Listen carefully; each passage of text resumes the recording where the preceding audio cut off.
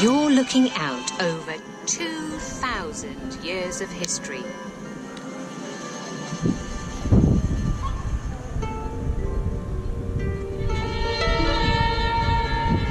Down below is the Great Bath, once a luxurious hot swimming pool.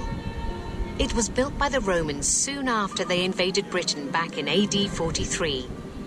They wanted to make their new home as much as possible like their old home back in Italy, complete with public buildings, like temples and bathhouses. But for most of the 2,000 years they've been here, the Roman baths beneath our feet have been hidden. After the Romans left, new generations built on top of the ruins, so the ground level got higher and the ancient buildings were left buried far below. It was about 300 years ago that the first exciting discoveries were made. They showed that there must once have been a temple here. As new finds emerged, it was obvious that this was no ordinary archaeological site. But it wasn't until the late 19th century that the Roman baths themselves were discovered. It then became clear that what had been unearthed was a grand bath and temple complex, a place where Romans came to relax and to worship.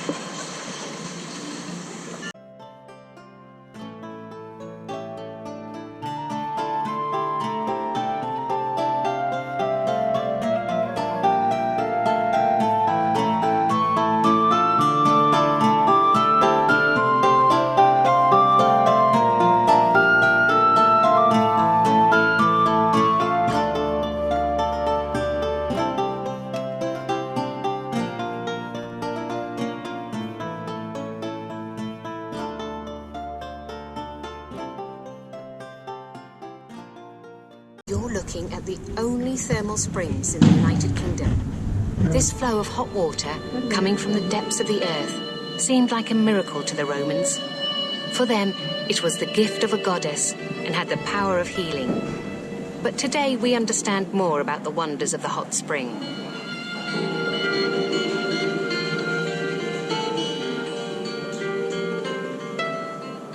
The bubbling water looks like it's boiling, but in fact, the bubbles are caused by gases trapped inside it, escaping into the air, like the bubbles in a fizzy drink when you take the lid off the bottle. The water that you can see today may first have fallen as rain up to 10,000 years ago. It drained down and percolated through layers of porous limestone, maybe 3,000, maybe 4,000 meters of limestone. At that depth, the Earth's natural heat raised the temperature to as high as 95 degrees Celsius. Then the heat drove the water back up through the cracks in the rock, searching for a way to the surface, hunting for a fault in the Earth's crust. And that fault, it's called the Pennyquick Fault, is here, beneath the city.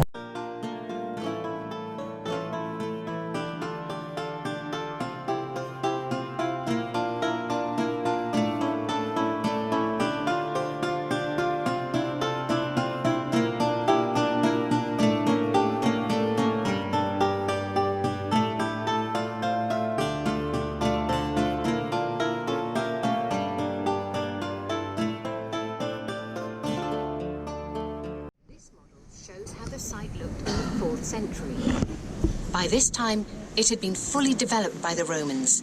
Its size was breathtaking. The whole complex was much bigger than a football pitch.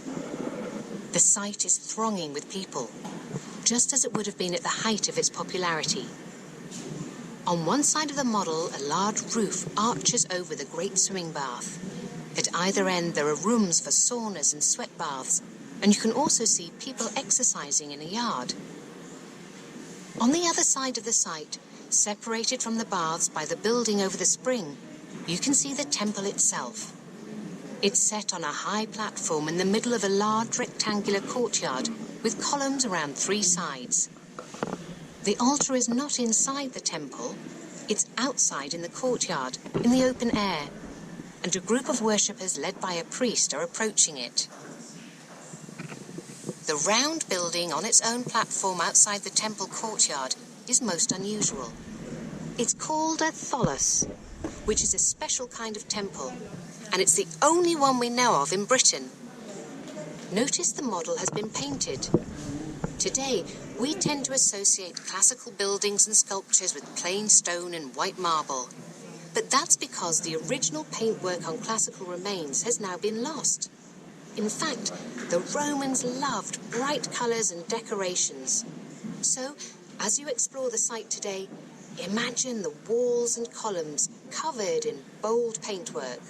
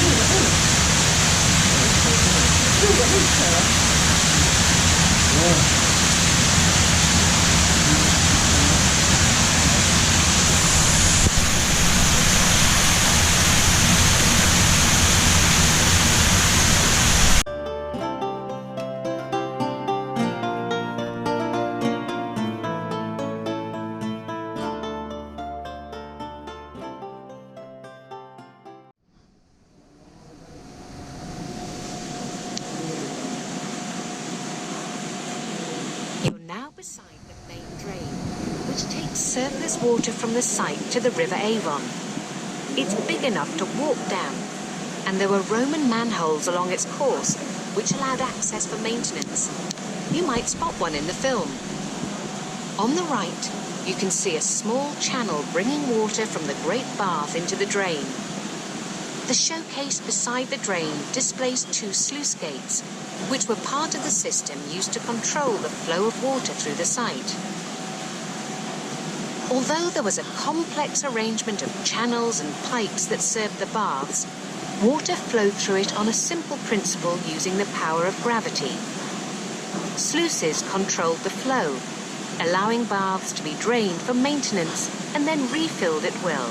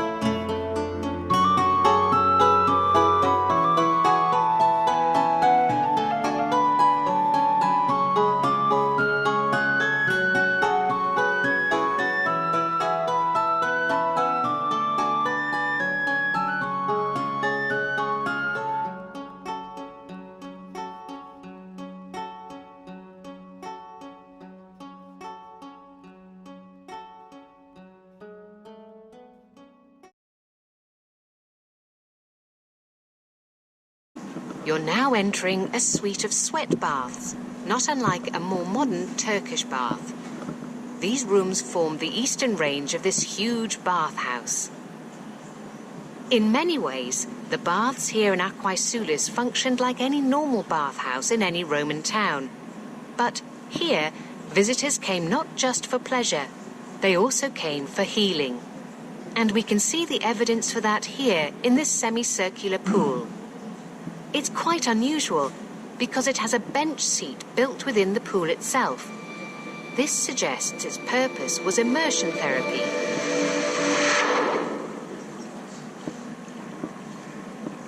People sat in the warm, healing water, immersed up to their necks, allowing time for it to work a cure. The chronically sick of all ages would have sat here, shoulder to shoulder.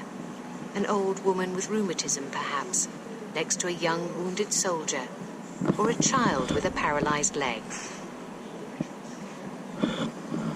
The water in this pool was piped in under pressure, giving it a swirling effect, so it was a bit like sitting in a jacuzzi, but with a very important difference.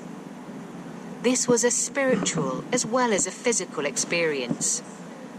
The old woman, the soldier and the child all knew that the water came direct from the sacred spring. So the warmth they felt seeping into their bones was the healing power of the goddess herself, Sulis Minerva.